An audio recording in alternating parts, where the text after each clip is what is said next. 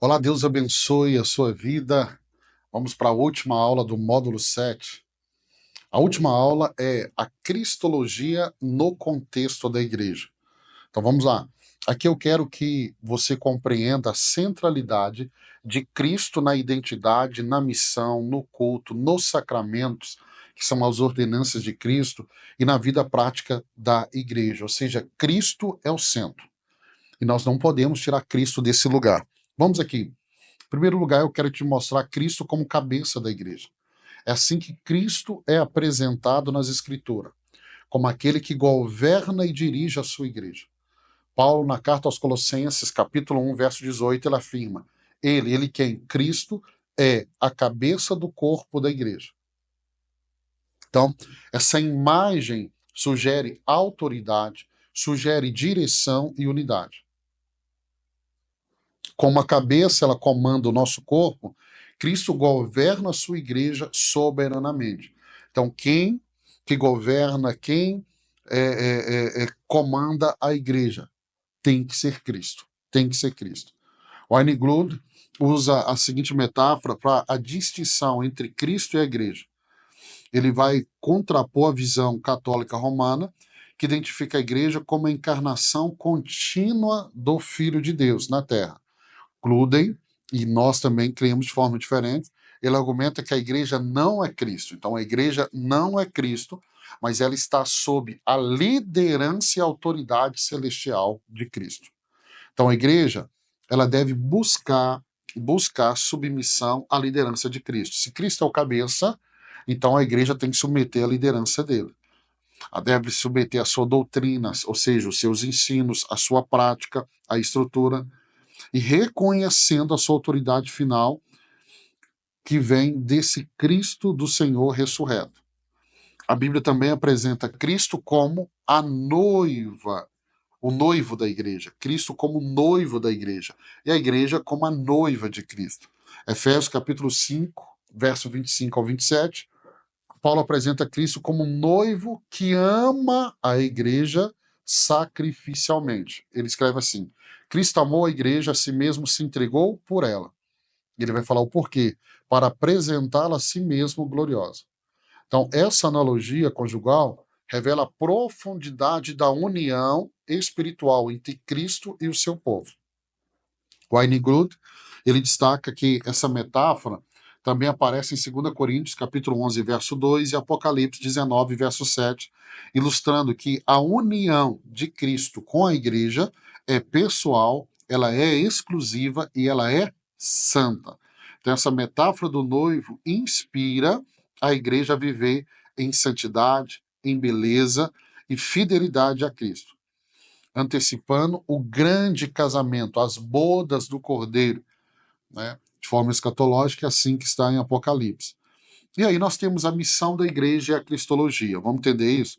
A missão da igreja é essencialmente cristocêntrica. Então, a missão da igreja é cristocêntrica. Então, a igreja foi chamada para proclamar as boas novas de Cristo.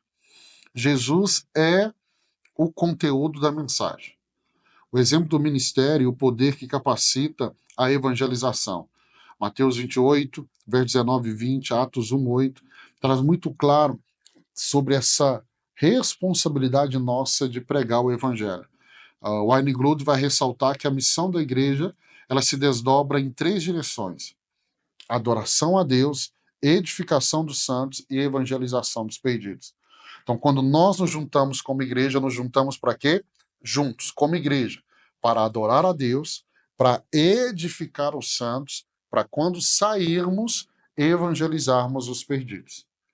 Então, em todas as esferas, Cristo é o centro. A igreja não apenas fala com Cristo, né?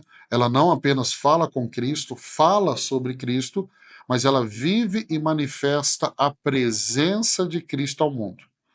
E como que ela faz isso? Sendo testemunha fiel da sua graça e verdade. Então, Cristo, ele é o centro do culto cristão. Cristo é o centro de toda adoração verdadeira. Apocalipse capítulo 5 mostra que ele é digno de receber louvor, honra e glória por ser o cordeiro que foi morto e agora está vivo. Então, o culto cristão deve ser trinitário. Deve abordar Pai, Filho e Espírito Santo, mas com foco na obra redentora de Cristo. Ok?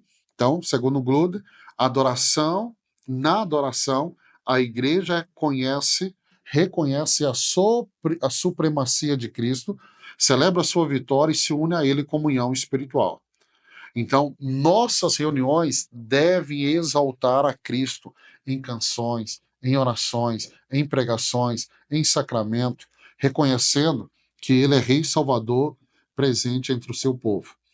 E Cristo nas ordenanças. Vamos lá. Na ceia do Senhor, que é uma ordenança, a igreja celebra a morte e ressurreição de Cristo. Então, a presença de Cristo ela é espiritual, mas ela é real. Ele está no meio do povo. Ele disse: onde tiverem 2 ou 3 reunidos em torno do meu nome, ali eu estarei. Então ele está ali, renovando a sua aliança, nutrindo a fé dos crentes. Por isso, a orientação da carta aos Hebreus. Nós não devemos deixar de congregar. Né?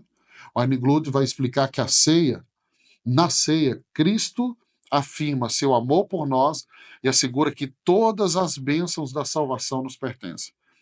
É também um sinal da comunhão entre os membros do corpo de Cristo. E Cristo como foco da vida cristã. Eu quero terminar aqui. A vida cristã ela é definida pela união com Cristo.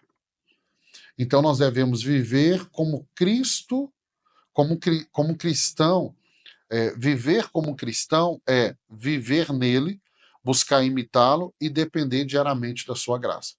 O que é cristão? Pequeno Cristo.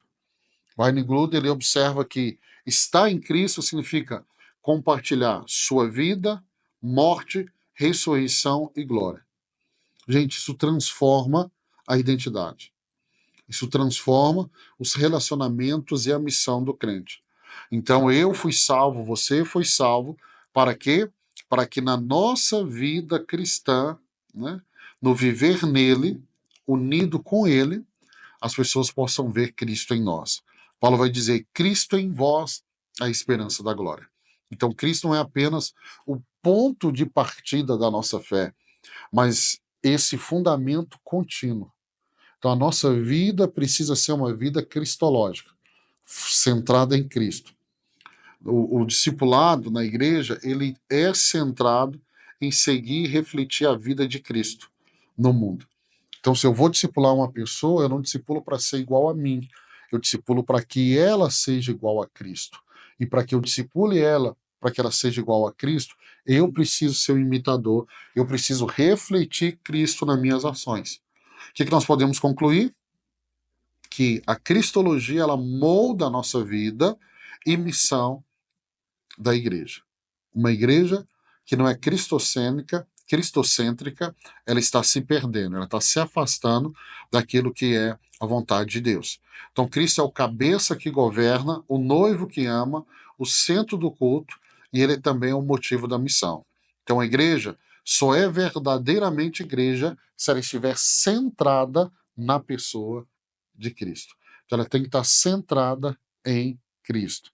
Então, Cristo é o centro da nossa fé e ele tem que ser o centro da nossa prática cristã. Se isso não está acontecendo, então eu não posso dizer que eu sou um cristão, um pequeno Cristo. Terminamos o módulo 7, que privilégio.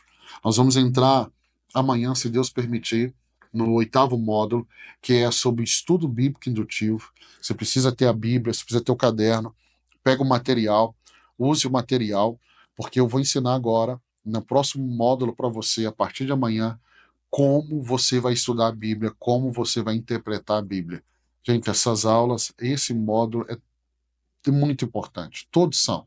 Mas agora eu vou ensinar você como estudar a Bíblia. Então nós vamos para um módulo um pouco prático. Vou falar muita teoria, mas ele é prático no sentido que você colocar em prática, você vai interpretar a Bíblia tão bem ou até mais do que eu consigo interpretar. Então vai ser muito bom a gente estar junto. Terminamos mais um módulo. Parabéns por estar caminhando. Eu oro para que você permaneça até o fim. Deus abençoe você. Até amanhã.